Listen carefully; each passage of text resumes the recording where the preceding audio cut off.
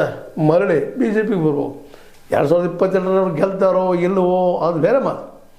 ಯಾಕಂದರೆ ಅದು defend upon ಇಲ್ಲಿ ಸಿದ್ದರಾಮಯ್ಯ ಮತ್ತು ಡಿ ಕೆ ಶಿ ಅವ್ರ ಮಧ್ಯದಲ್ಲಿ ಹೊಂದಾಣಿಕೆ ಮೇಲೆ ನಿಂತರು. ಇದೇ ರೀತಿಯಾಗಿ ತಿಕ್ಕಾಟ ಮಾಡ್ತಾ ಹೋದ್ರೆ, ಜಗಾಡ್ತಾ ಹೋದ್ರೆ, ಪ್ರತಿ ಕ್ಷಣ ವಿರೋಧ ಮಾಡ್ತಾ ಹೋದ್ರೆ ಡಿ ಕೆ ಶಿ ಮತ್ತು ಸಿದ್ದರಾಮಯ್ಯನವರು ಕಾಂಗ್ರೆಸ್ ಹೊಡೆದು ಬಿಡೋದ್ರಲ್ಲಿ ಎರಡು ಮಾತೇ ಇಲ್ಲ. ಆಲ್ರೆಡಿ ಇಲ್ಲಿ ನಡೆದ ಪಟ್ಟಣ ಪಂಚಾಯತು ಇನ್ನುಳಿದ ಕಡೆ ಬಿ ಜೆ ಪಿ ತನ್ನ ಗೆಲುವಿನ ವಿಜೃಂಭಣೆ ಶುರು ಮಾಡಿದ.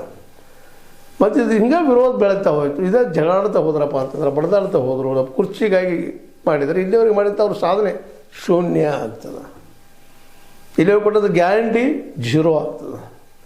ಜನ ಮರುವಿನ ಸವಾದವ್ರು ಭಾಳ ಇದ್ದಾರೆ ನಮ್ಮಲ್ಲಿ, ಮರೆತು ಹೋಗುವಂಥದ್ದು ಭಾವನೆಗಳಿಗೆ ಆಗ ಬಲಿ ಆಗುವಂಥ ಸಾಧ್ಯತೆಗಳಿದ್ದಾವೆ.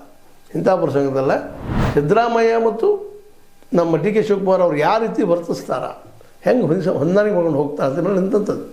ಇಬ್ಬರು ಕೂಡಿ ಹೊಂದಾಣಿಕೆ ಮಾಡಿಕೊಂಡು ಗ್ಯಾರಂಟಿಗಳ ಜೊತೆ ಇನ್ನಷ್ಟು ಒಳ್ಳೆಯ ಕೆಲಸಗಳನ್ನು ರಿಸರ್ವೇಷನ್ ಆಗಿರ್ಬೋದು, ಅಥವಾ ಉದ್ಯೋಗ ಸೃಷ್ಟಿಯಾಗುವಂಥದ್ದು, ಅಥವಾ ಈಗೇನು ಟೀಚರ್ ಖಾಲಿ ಇದ್ದಾವೆ ಪೋಸ್ಟ್ ಅದು ತುಂಬಿಕೊಂಡ್ರೆ 2-2.5 ಲಕ್ಷ ಪೋಸ್ಟ್ಗಳಿದ್ದಾವೆ.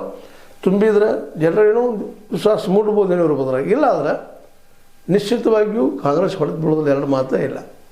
ಇಂಥ ಪ್ರಸಂಗದಲ್ಲಿ ಇವೆರಡೂ ಸೀಟ್ ಗೆದ್ದರೆ ಮತ್ತೆ ಮರಳಿ ಯಡಿಯೂರಪ್ಪನವರು ಕರ್ನಾಟಕ ರಾಜಕೀಯದಲ್ಲಿ ವಿಜೃಂಭಿಸೋದ್ರಲ್ಲಿ ಯಾವ ಭಿನ್ನ ಮತ ಇಲ್ಲ.